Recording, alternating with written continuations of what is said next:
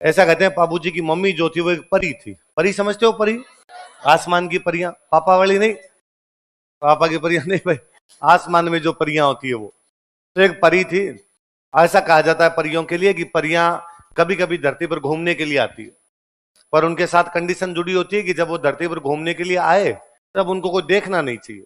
यदि उनको कोई देख ले तो फिर उनकी शक्तियां समाप्त हो जाती है और वापस आसमान में नहीं जा पाती।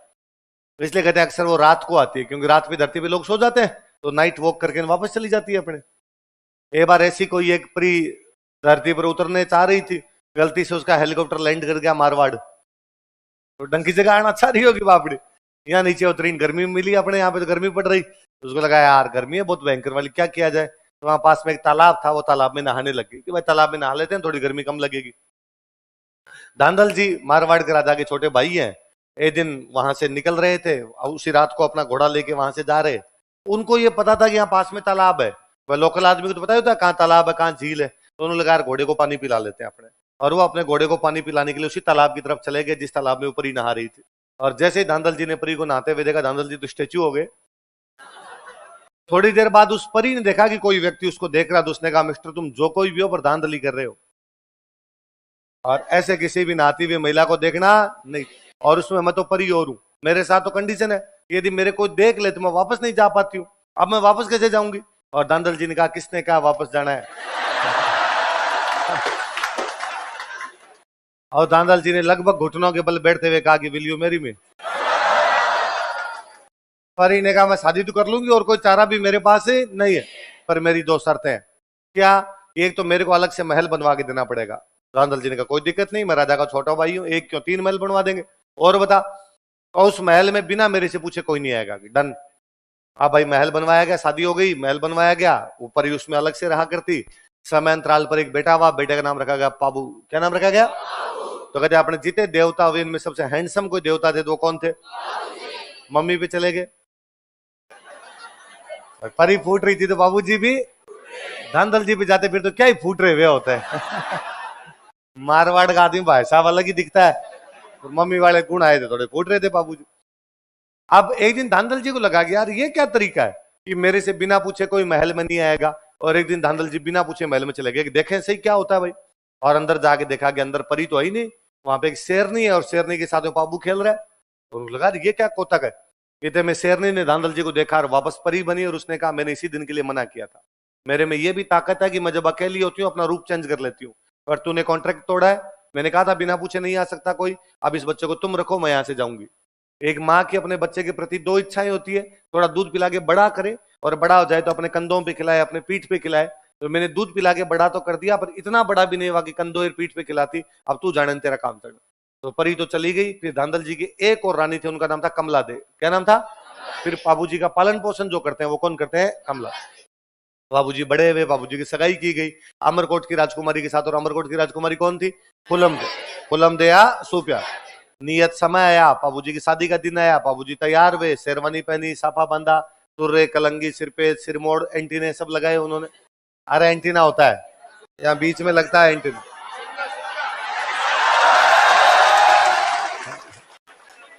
पहले अपने को पता नहीं था, नया नया एक्सपीरियंस है भाई साहब, विश्वास करना पड़ेगा आपको ना। तो बाबूजी एकदम तैयार हो गए टनाटन एकदम। बाबूजी के दो खास दोस्त चंदा और, अच्छा शादी में दूल्हे ज्यादा तैयार, दूल्हे के दोस्त हो, और दो वो चंदा और डामा भी ऊपर तक बटन बंद किए हुए, जोधपुरी कोट पैंट डीओ छिड़क के आए हुए वहां पे एकदम। और उन्होंने बाबूजी को आग कहा बाबूजी यार क्या लग रहे हो यार, बाबूजी आज ना अमरकोट में छज्जे टूट जाएंगे। क्या टूट जाएंगे? पहले क्या जब बारात जाया करती तो बारात को देखने के लिए लोग छतों पे इकट्ठे होते। वह पुरुष तो घर से बाहर जाके देख लेंगे, महिलाएं घर से बाहर जाती नहीं थी, तो छतों पे खड़े होकर देखती। छतें भर जाती तो छतों के आगे छज्जे होते थे, उन छज्जों पे खड़े होकर देखती। अब यदि छज्जे पे ज्यादा भार हो जाएगा, छज्जा गिर जाएगा, क्योंकि बाबूजी आपको देखने के लिए इतनी महिलाएं होगी कि छज्जा ही टूट जाएगा। और गांव में फिर महिलाओं के भी पर्दा प्रथा होती है, तो सीधे सीधे आप घूंघट से देख नहीं सकते, इसलिए महिलाएं दूरबीन लगा लगा है ना, नीचे वाले को चेहरा दिखे नहीं पर महिला पूरी दूरबीन लगा देती है ना। तो बाबूजी का बाबूजी आज छज्जे टूटेंगे। पर चंदा डामन का पर बाबूजी एक दिक्कत है। क्या? कि अपने पास अच्छी घोड़ी नहीं है, दूल्हे की घोड़ी अच्छी हो तो दूल्हा और अच्छा लगे। तो बाबूजी ने कहा भाई घोड़ी तो अब जैसी है वैसी लेके जानी पड़ेगी। कहा नहीं, अपने गांव में एक महिला है देवल, उनके पास एक बहुत सुंदर घोड़ी है कैसर कालमी। कौन सी है? और यदि अपने को कैसर कालमी मिल जाए तो मजा आ जाए। बाबूजी ने कहा तो ट्राई कर लो। चांदा डामा गए, देवल को जाकर कहा कि माँ देवल, बाबूजी बीन बने हुए, उनको घोड़ी चाहिए, कैसर कालमी दो। और देवल ने कहा नहीं भाई, कैसर कालमी नहीं दे सकती, मेरे पास गाय है खूब सारी। पहले धन का मतलब ही गाय होता था, गोधन। अभी बोलते हैं गोधन। कभी आपने सुना भैंस धन, बकरी धन? और गाय को अभी भी क्या कहते हैं? धन। क्योंकि पहले गाय आदान प्रदान का हुआ करते ना। जैसे अभी तक हम पढ़ते हैं कि यज्ञ करने के बाद पंडित को गाय दी गई, अभी भी अपने देते हैं गांव में। तो गाय क्यों? क्योंकि पहले धन होता ही क्या था? गाय होता था। तो गोधन दिया गया, गाय का गोदान, गाय का दान दिया गया। तो क्यों गाय का? क्योंकि गाय मुद्रा थी, उस समय का धनी गाय हुआ करती।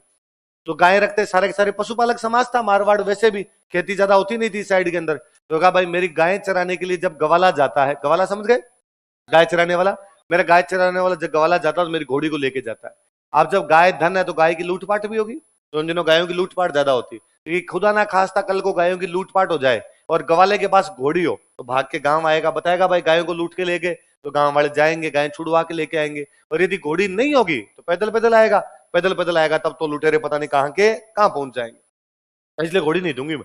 चांदा डामा वापस आए, उन्होंने बाबूजी का, बाबूजी हमें तो मना कर दिया और हमें लगता है एक बार आप खुद ट्राई करो, बात बन सकती है।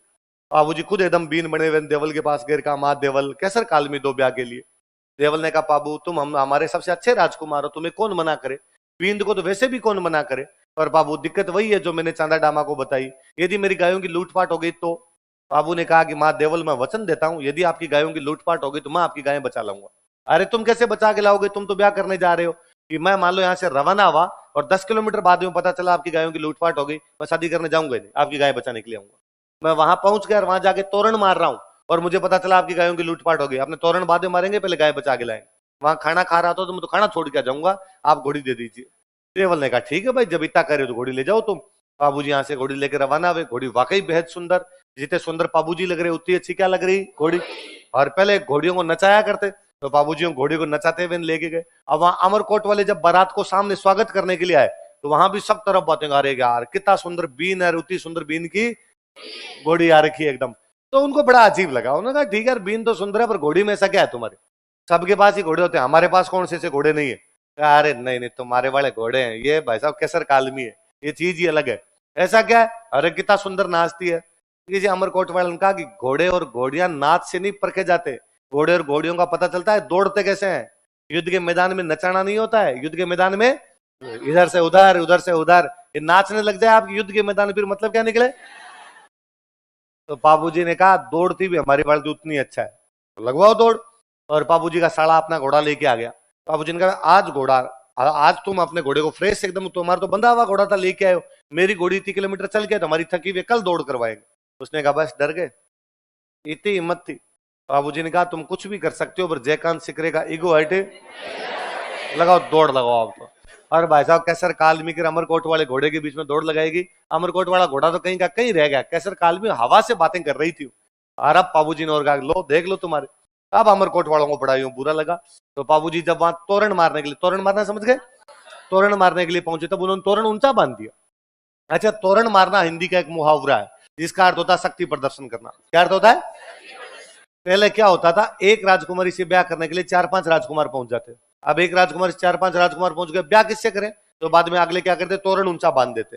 जो तोरण मार देगा राजकुमार उससे साथ क्या कर देंगे, ब्याह। तोरण मार देगा मतलब इतने ऊंचे तोरण को टच करेगा मतलब अपनी शक्ति का प्रदर्शन कर रहा है। तो तोरण मारने का मतलब क्या होता है, शक्ति प्रदर्शन करना, अपनी पावर दिखाना, वहां पर पावर शो करना वहां पर। तो उन्होंने बड़ा ऊंचा तोरण बांधा। उनका यह था कि कह रहे ना घोड़ी ऐसी घोड़ी ऐसी, अब देखते हैं तोरण कैसे मारेंगे। बाबूजी गए, बाबूजी ने जाके देखा गया तोरण तो ऊंचा बंधा हुआ है। उधर अमरकोट वाले खड़े खड़े मुस्कुराए, अब मार देखे। इधर घोड़ी की बड़ी तारीफें कर रहे थे। अब तो आपको ये कहना पड़ेगा तोरण नीचा करो, और कोई इलाज नहीं है। अब फिर देखते हैं अपने। और बाबूजी ने अपने केसर के हाथ फेराई और केसर के हाथ फेर के कहा कि केसर मत ना दीजिए आज थारो मारो पोत। पोत का मतलब भेद, पोत का मतलब बेइज्जती करवा देना, मतलब ना कि यार पोत दे दिया मतलब बेइज्जती करवा दी। केसर मत ना दीजिए आज थारो मारो पोत, मत ना लजाए आज राठौड़ारी जातड़ी।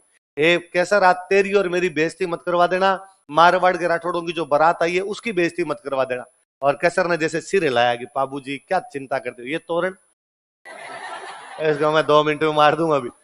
और बाबूजी जो ढोल बजा रहा था लड़का उसको कहते हैं कि ढोली राज छोरा तू तो मदरो ढोल बजा। मदरो मतलब धीमे, हे ढोल बजाने वाले थोड़ा धीमा धीमा ढोल बजा। तो ढोल रे धमाके मारे केसर घोड़ी नाच सी, तेरे ढोल के धमाके पे मेरी क्या नाचेगी।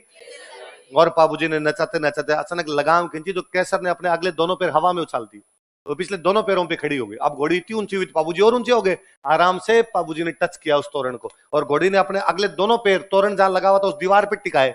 तो वापस जब आई तो दीवार के ईंटें साथ में लेके आई। अब नीचे उतरते हम, बाबूजी ने उस अमरकोट वालों की तरफ देख के कहा, क्या हाल है।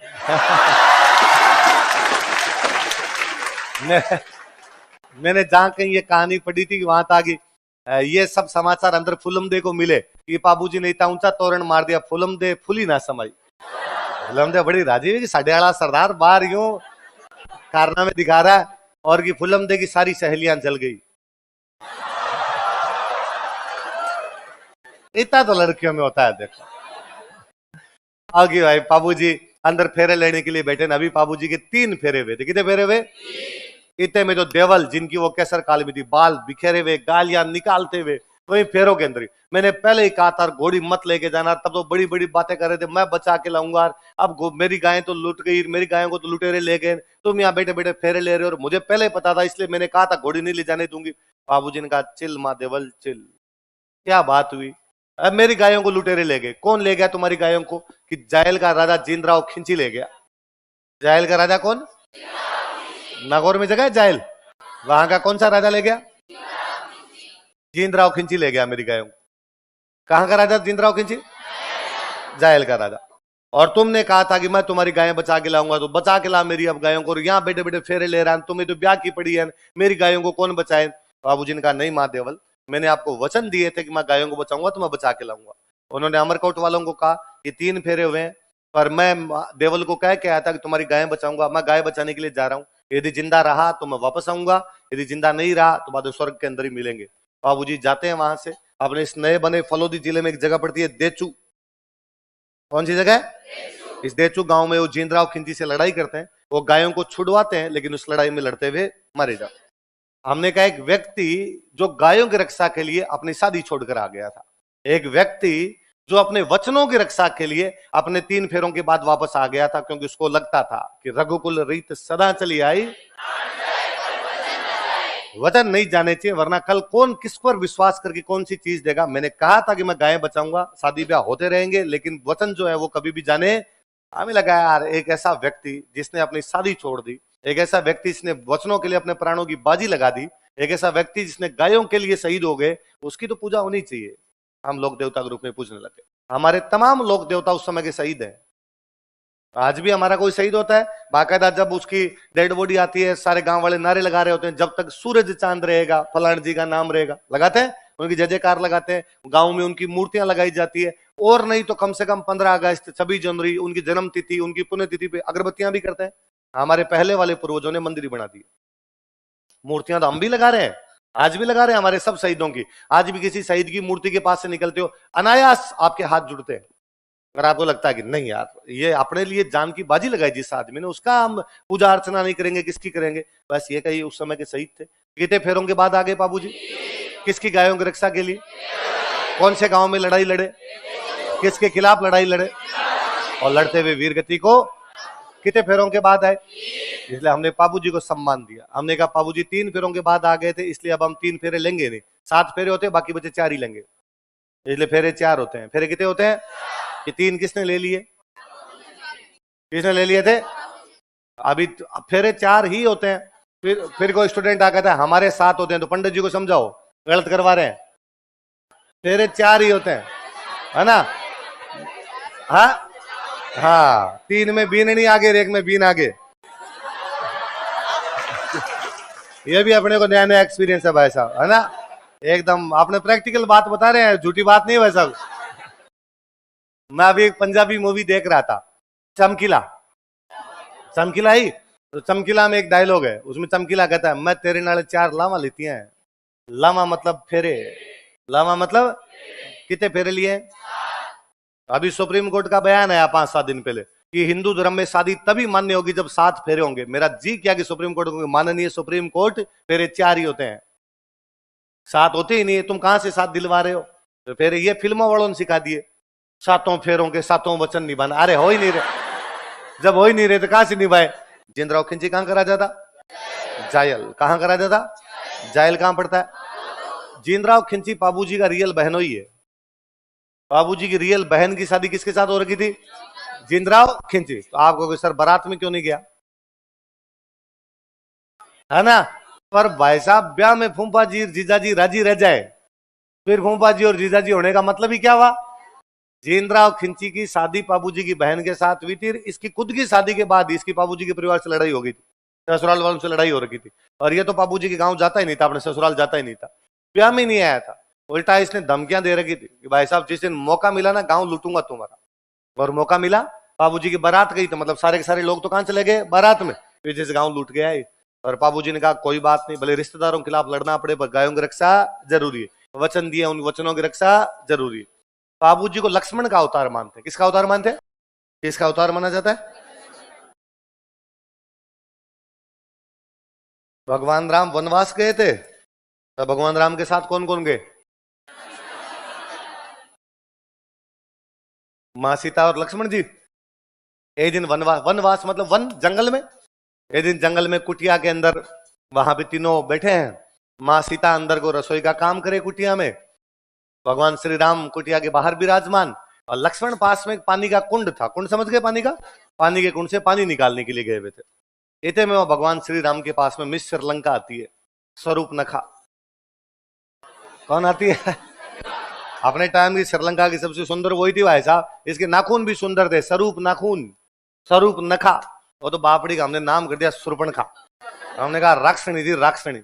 उसके नाखून भी सूप मतलब छाजले जैसे थे, बाकी उसका नाम था स्वरूप नखा। क्या नाम था? जिसके नख भी स्वरूप हो। वो आई, उसने राम जी को आगे कहा कि मुझसे दोस्ती करोगे? राम जी ने कहा बकवास, रवाना।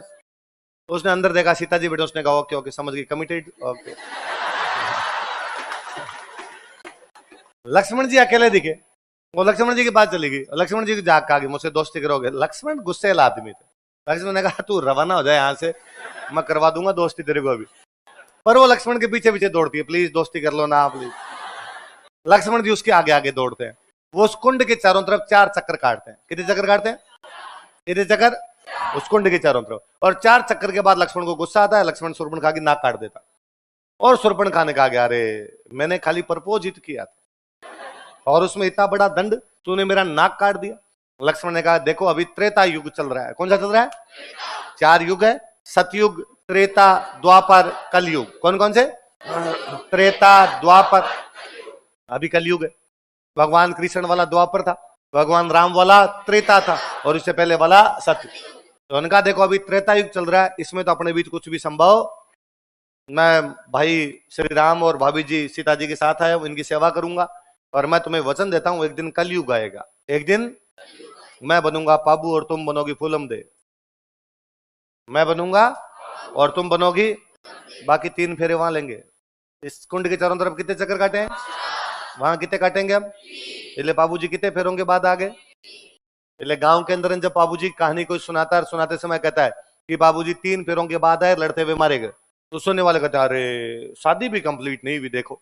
तो सुनाने वाला बड़े फिलोसॉफिकल अंदाज में कहता है कि नहीं भाई ये पहले से तय था, लक्ष्मण जी ने कहा था कि त्रेता में 4 फेरे लिए हैं, कलयुग में कितने लेंगे? तो लक्ष्मण जी का अवतार कौन माने जाते हैं? कौन मान जाते हैं? बाबूजी की एक भतीजी थी, उनका नाम था केलम। क्या नाम था? केलम भतीजे थे। उनकी शादी है, केलम ने बाबूजी को कहा कि चाचा जी मेरे को 4 व्हीलर चाहिए, बिना 4 व्हीलर के मत शादी करूंगी नहीं। इसलिए अपनी भतीजी केलम को शादी में देने के लिए बाबूजी कैमल लाई थे। तो राजस्थान में पहली बार कैमल केलम की दहेज के लिए आए थे। तो ऊंट लाने वाले व्यक्ति कौन थे राजस्थान में? इसलिए आज भी गांव में ऊंट बीमार हो जाए तो किसकी पूजा करो? ऊंट ज्यादातर जो लोग हैं वो रायका समाज के लोग रखते हैं। कौन से समाज के? तो भाई जो ऊंट रखेंगे वही ज्यादा बाबूजी को मानेंगे। रायका के लिए हम एक शब्द का इस्तेमाल और करते हैं, रेबारी। कौन सा शब्द? या एक और शब्द यूज में लेते हैं, देवासी। क्या लेते हैं? मैं एक बोलूंगा, आप तीनों लिखना। क्या क्या तीनों लिखना बताओ? अब ऊंट रखने वाला समाज कौन सा? रायका। ऊंटों के देवता कौन? बाबूजी। तो बाबूजी को कौन सा समाज मानेगा? रायका। कहते भाई एक बार मारवाड़ में प्लेग फैल गई। प्लेग बीमारी होती है, प्लेग फैल गई थी। उस समय लोगों को बचाने का काम किसी ने किया था, किसने किया? बाबूजी। तो बाबूजी कौन से रोग में रक्षा की? गुजरात में एक जाति रहती है थोरी। कौन सी जाति है? उस थोरी जाति के 7 भाई थे। कितने भाई थे? उनकी गुजरात के राजा के साथ लड़ाई हो गई, वे भाग के बाबूजी के पास है और बाबूजी उनकी रक्षा करते हैं। तो गुजरात के कौन से भाइयों की रक्षा की? कितने भाइयों की? ऐसा मतलब बाबूजी शरणागत रक्षक है। शरण में आए हुए व्यक्ति क्या करते हैं? रक्षा। तो फिर थोड़ी जाति के लोग बाबूजी को पूछते हैं कि भाई हमारे भाइयों की रक्षा करने वाले कौन थे? बाबूजी। अब मान लो गांव में मेरा ऊंट बीमार हो जाए तो मैं किसकी?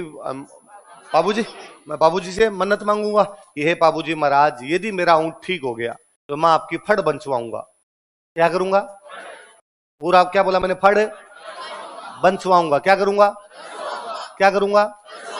क्या करूंगा? बांचना मतलब पढ़ना। बांचना मतलब वास्तव में हिंदी का एक वर्ड होता है वाचन। क्या होता है? इसलिए वह जगह जहां पर बैठकर किताबें पढ़ी जाए क्या है? तो जब आप ये आजकल कहते हो ना मैंने लाइब्रेरी ज्वाइन कर ली, तुम लाइब्रेरी ज्वाइन नहीं करते हो, तुम वाचनालय ज्वाइन करते हो। तो वहां बैठ के पढ़ते हो, वहां किताबें थोड़ी रखी हुई है। पुस्तकालय, लाइब्रेरी का मतलब पुस्तकालय। पुस्तकालय वो जहां पर पुस्तकें मिलती है। मिलती है क्या तुम्हें? तुम घर से लेके जाती हो तुम्हारी। तुमने वाचनालय ज्वाइन कर रखे हैं। क्या ज्वाइन कर रखे हैं? क्योंकि तुम वहां किताबों का वाचन करते हो। क्या करते हो? वाचन मतलब पढ़ना। वाचन मतलब इस वाचन से अपने राजस्थानी का वर्ड बन गया बांचना। क्या बन गया? तो अभी तक भी गांव में दादाजी की उम्र के लोग होते हैं, वो ये आप छोटी क्लास में जब तीसरी चौथी मेरे बच्चे पढ़ते हैं, इधर आ किताब बांचे। तो किताब बांध सकता है, अखबार बांच के बता। तो वो बांचने का मतलब क्या होता है? पढ़ना। पहले गांव में जब लोग पढ़े लिखे नहीं होते और किसी घर पे कोई कागज आ गया तो अब वो कौन पढ़े? तो बात जिसको पढ़ना था उसके पास लेके जाते, कहते हमारे कागज बांचो। हमारे भाई गांव से कोई कागज आया, हमारे को रजिस्ट्री का आया, किसी प्रकार का है, ये बांच के बताओ। तो बांचना मतलब पढ़ना। तो अब मेरे मान लो ऊँट बीमार है तो मैंने कहा मैं आपकी फड़ बनवाऊंगा। क्या करूंगा? फड़ मतलब और कोई पढ़ेगा उस फड़ को? तो अब कौन पढ़ेगा? तो मान लो मेरा ऊँट ठीक हो गया, मैं बाबूजी के मंदिर में गया, तो बाबूजी के मंदिर में जो पुजारी होते हैं वो होते हैं भील जाति के लोग। कौन जाति के? चांदा और डामा कौन थे? तो पुजारी भी कौन होते हैं? भील जाति के। अपने यहाँ लोकल भाषा में पुजारी को बोलते हैं भोपा। क्या बोलते हैं? तो वो जो भील भोपा जी होते हैं, मैं भोपा जी के पास गया और मैंने भोपा जी को जाकर भोपा जी मेरा ऊँट बीमार हुआ था, तब मैंने कहा था फड़ बनवाऊंगा, अब मेरी फड़ बांच दो आप। भोपा जी ने कहा बांच देंगे, कब आऊं? संडे को आ जाना, छुट्टी है, आराम से बांच देना आप। तो अब भोपा जी अपनी पत्नी को साथ लेके आएंगे, बोपी जी।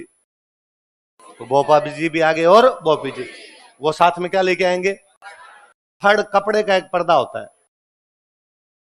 फड़ क्या होता है? कपड़े का एक पर्दा होता है कपड़े का। इस पर चित्र बने होते हैं कि बाबूजी का जन्म हो रहा है, बाबूजी खेल रहे हैं, बाबूजी घोड़ा चलाना सीख रहे हैं, बाबूजी की सगाई हुई है, बाबूजी शादी के लिए जा रहे हैं, बाबूजी फेरे ले रहे हैं, 3 फेरों के बाद उठ के आ रहे हैं, वो लड़ाई कर रहे हैं, वो प्लेग में बचा रहे हैं, वो ऊंट ला रहे हैं, थोड़ी भाइयों की रक्षा कर रहे हैं। ऐसे अलग अलग प्रकार से चित्र बने होते हैं। वो भोपा जी बोपी जी कपड़े का पर्दा दीवार पे टांगते हैं, उसके सामने खड़े होते हैं। भोपा जी के हाथ में एक वाद्य यंत्र होता है, रावण हत्ता। कौन सा वाद्य यंत्र? वो रावण हत्ता बजाते हैं और फड़ गाते हैं। तो फड़ कौन से वाद्य यंत्र के साथ गाई जाती है? क्या होती है फड़? कपड़े का एक पर्दा। क्या होता है? कपड़े का एक पर्दा। कौन गाते हैं इसको? कौन से भोपा जी? भील जाति के। वो कौन सी जाति के? भील जाति के। किसकी फड़ गाते हैं या किसकी फड़ बांधते हैं?